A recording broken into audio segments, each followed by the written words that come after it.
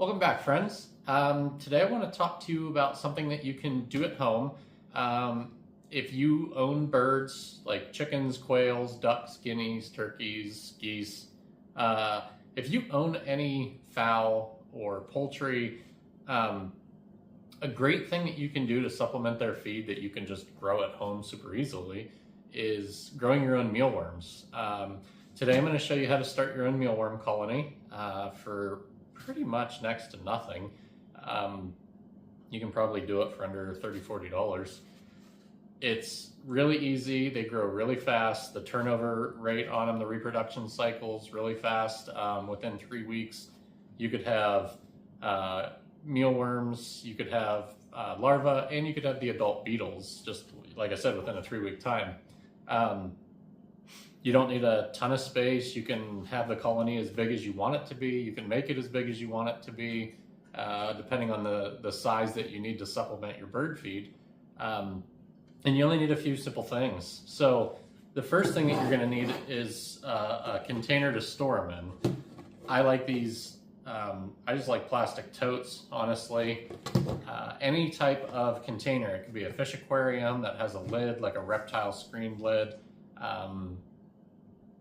Not cardboard, like not a cardboard box or any type of paper container, because they can obviously chew through it and get out. But anything that's metal, glass, plastic makes it a great container. These from Walmart, I don't know, they're like a little 1 gallon container. You can get a 10 pack for like $5. And this is a good size to start out with. It's like a foot long and maybe like 7–8 inches wide, just so you can kind of see that there. And the first thing I did with this is I poked some holes in the lid. I don't know if you can see those or not, but I put a bunch of little air holes and ventilation holes in the lid for them. And then inside this, you need to have a substrate. So you can use things like oats, rolled oats, or like the actual oatmeal that you buy from the store, oat bran. I use whole oats. You can see them here. This gives you the entire whole oat. So you get the oat inside, you get the hull, which is basically the bran. So this bedding will actually feed the mealworms as well with the other feed that you put in there. So I like to, also I grow mushrooms and I use these whole oats a lot for inoculation. So I have this around. You can get a 50-pound bag of these whole oats from Tractor Supply. I think you can even get big bags of rolled oats from them as well, but pretty inexpensive. It's like maybe somewhere between $11 and $15 for a 50-pound bag. So again, I have the whole oats. That's what I'm gonna have or use. So I'm gonna pour these into the container. And again, this is gonna be their bedding and substrate. I like to put about between 1.5 and 2 inches in the container for them.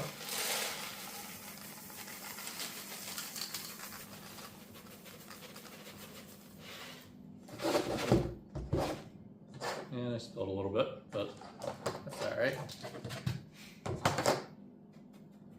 So this is our substrate. This is what they're gonna live in. This is what they're gonna reproduce in. And they're also gonna feed on it. So eventually it'll turn into like a powder, kind of once they feed through everything. But the next thing that you need are mealworms. Any bait shop you can get mealworms from.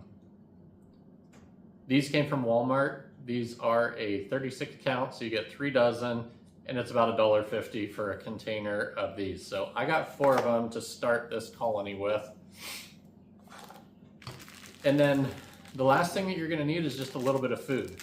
So I use carrots, apples, sometimes potatoes, but not very often. I mainly stick to carrots and apples. This gives them hydration and nutrition as well. But again, the bedding, they feed on that. So the apples and the carrots are mostly to give them hydration and a little bit extra supplementation. So all you have to do is put your mealworms in the container. And I'm going to put the sawdust in with them.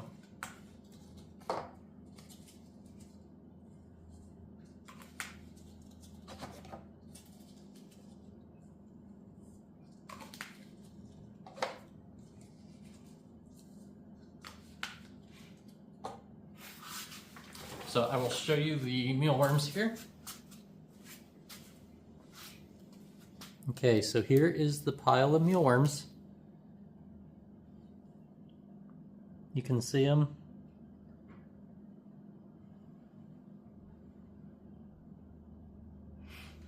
Now they did just recently come out of the freezer, or out of the refrigerator, so they are a little bit sluggish. They're still cool, but they are moving, so they are alive. So I'm just going to kind of shimmy this around just to kind of mix things up. Mix the sawdust in there as well.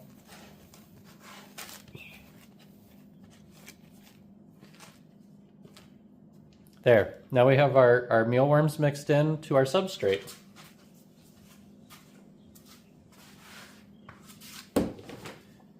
All right, now once you have everything in there, these are going to warm up, they're going to move around, they're going to start feeding, they're going to do what they do. I'm going to throw a little bit of carrot in here for them.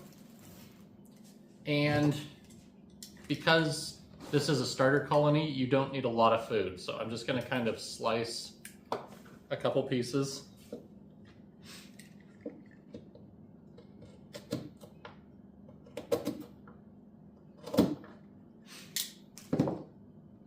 Okay, so I have 3 small slices of carrot, and I'm literally just going to place them in here in different spots for them to feed on. And all you have to do now is keep the lid on them. That's it. Some housekeeping for it. One thing I do when I feed these guys, like if it's a snack, I don't so much worry, but if you give them any oats or oatmeal, even the substrate here, there are mites and bugs in like oats, oatmeal, even stuff that you buy at the grocery store, believe it or not. I've put regular oatmeal in here before, just like the Quaker oats, and I've actually, after about a week's time, noticed that there were small little bugs in here. So it's kind of disgusting, but that's unfortunately just the nature of it. So anytime I put like any bag dry stuff from the store, like the oats that are in here now, oatmeal, I always freeze it for like, I always try to do it for like a week just to help try to kill anything in here. So watch out for bugs. That is probably one of your biggest things that you'll notice in here. Could be anything, could be mites, could be spiders, could be flying insects. Sometimes they do get in here. Then you just want to do your best at removing them as best as you can. Try to keep your numbers down. The other thing that you want to pay attention to is the wet food that you put in here, like the carrots or the apples. Once your colony gets big, they'll eat them really fast. So it's not too much of a problem, but when it's just starting out like this, you want to make sure that they don't mold. So if the carrots get moldy, if the apples get moldy, take them out, throw them out, and then like the substrate that's around it, I always try to take it out too, just so the mold, isn't already growing on it. Just kind of like preventative maintenance. So when it comes to like the life cycle of them, within 3 weeks, there will be adult beetles in here. You can do a couple things. You can remove the adult beetles, put them in their own separate container, let them lay more eggs and inoculate, and keep removing adults. And then in these containers, you can just let it be larvae and mealworms if you want. Or you can just let the whole colony just keep going and going and going, leave the beetles in here. Once you get too many adult beetles in here, you can feed them to like your chickens. You can just, get rid of them, whatever you want to do. But you can let them, stay in here. You can just let this be a continual reproductive colony. As this grows, I'll move them into bigger totes. So as they're reproducing and creating more, I'll move them into bigger totes, and I eventually like to put them in a tote that's like 3 foot by 2 foot, and then I'll leave that as like just a breeding colony and I won't let it get any bigger than that. I'll let it stay active, and then I will start removing the mealworms, you know, to feed my poultry, feed my chickens, feed my quails, and then the adult beetles I also give to my chickens and quails as well. So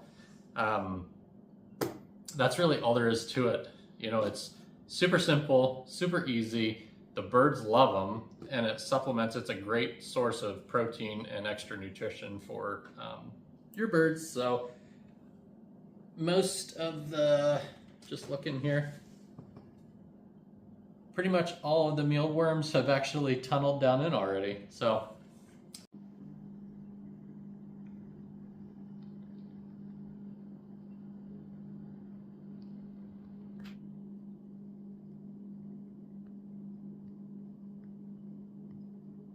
they're kind of down in there doing their thing.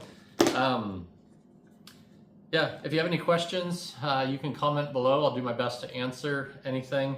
And again, you know, it's super, super simple, easy way to supplement your bird feed. All the parts and stuff didn't really cost much. Like I said, you can start a mealworm colony for about $40. And for that price, I don't understand why you wouldn't do it.